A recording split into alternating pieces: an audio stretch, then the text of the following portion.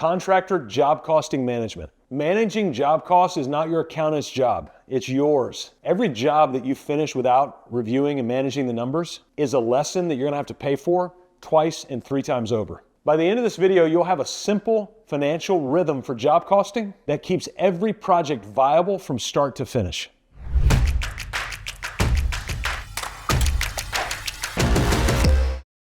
Tonight, I will get on a plane and I'll fly home.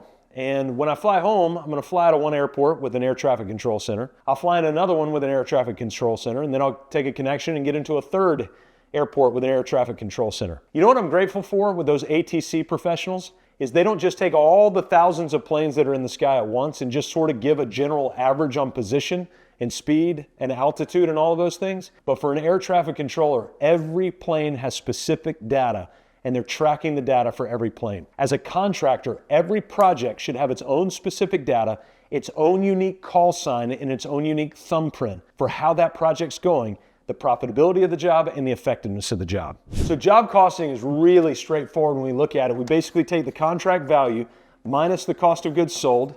That gives us our gross profit. From there, we then subtract out our overhead, and that gives us our net income. And so this is basic job costing of what it looks like.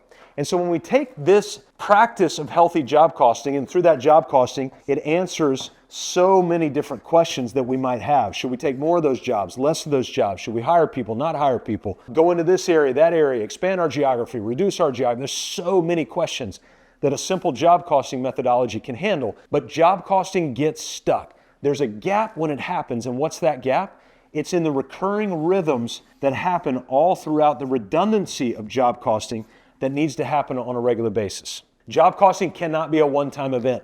It has to be an event that starts at pre-job, and then it goes down here daily, weekly, whatever the frequency of your job costing reporting is, and then finally at closeout. So it has 3 major phases along the triangle, and yet this is going to be the most involved phase of weekly, and this is where the repetition, predictability, and meaning come in. We need to make sure these things cycle on a daily, weekly basis. What does that mean?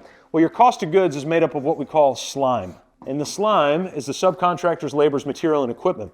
As each one of those bills come in, the receipts come in, the bills come in, we need to make sure that we're tracking them with repetition, predictability, and meaning in whatever format we have. And if you don't have a software for this, just do a spreadsheet. Spreadsheets change lives. We love them. It's an easy place to start, and it will get the majority of what you need in order to get the best possible job cost for you. And so this rhythm right here, and I want you to hear that word rhythm, these are not in balance. I think balance is a myth in a lot of areas.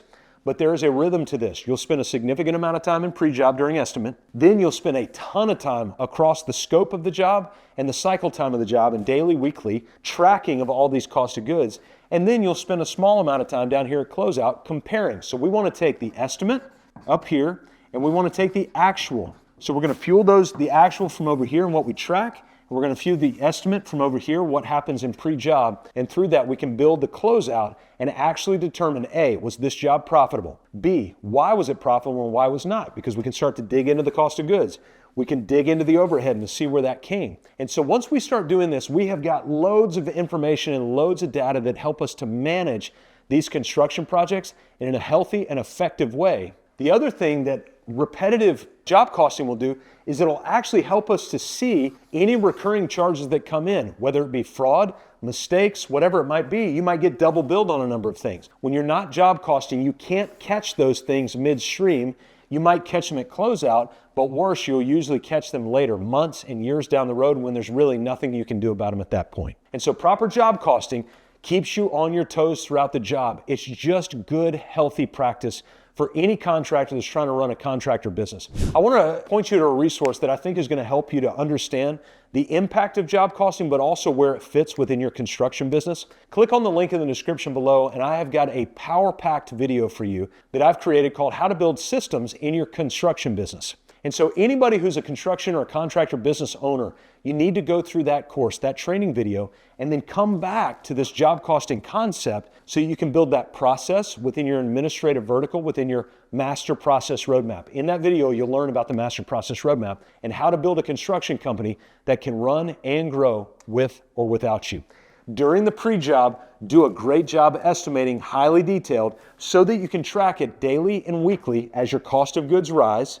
And then at the end of the job, you can close out and put a rubber stamp on it. Was this job profitable or not? And when jobs aren't profitable, or even worse, when you don't know, that creates chaos. And the chaos is what we're trying to free you from.